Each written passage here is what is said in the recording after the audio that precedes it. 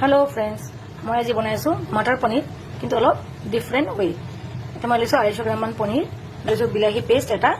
पियाज डाঙर एटा पेस्ट और इते मैं मटर लैसो एबाटी हल्का दरदरा क्रश करा इटु लैसो एक टुकुर दालचिनी 3टा इलाच 3टा लवंग 3टा तेजपात आधा चामच নহৰু पेस्ट आधा चामच आदा पेस्ट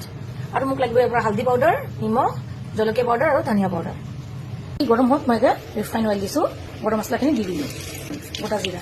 কুকাৰ मैं पियाज बाटाखिनि দি দিলো पियाजটো অলপ ভাজা হোৱাত মই ইয়াতে আদা নহৰু পেষ্টটো দি দিছো আদা নহৰুখিনি অলপখিনি ভাজি এতিয়া মই দিছো বিলাহী পেষ্ট অলপ ভাজি এতিয়া মই দিম মটৰখিনি মই দিছো নিমখ পাউডাৰ হাফ স্পুন এইটো অলপ টাইম লৈ কিনে শুনিব লাগিব মটৰৰ কেঁচা গোন্ধটো নোহোৱা হয় ফলটো যদি এনেকুৱা তেল লাগিব তেলখিনি ওলাই অহাত মই অকণমান পানী দিছো ইয়াতে এতিয়া মই পনীৰখিনি দি দিলোঁ দি কেনে অকণমান লৰাই যেতিয়া এনেকৈ ভালকৈ বইল আহিব তেতিয়া মই অকণমান গাখীৰ ঢালি দিম গাখীৰ দি দিছোঁ এতিয়া মই 2 মিনিটৰ কাৰণে ঢাকি দিম অলপ দেৰি পিছত খুলি কেনে ওপৰৰ পৰা মই কচুৰি মেথি অকণমান দি দিছোঁ দি কেনে মই গেছটো অফ কৰি দিম মোৰ পনীৰৰ চব্জি ৰেডি হৈ গ'ল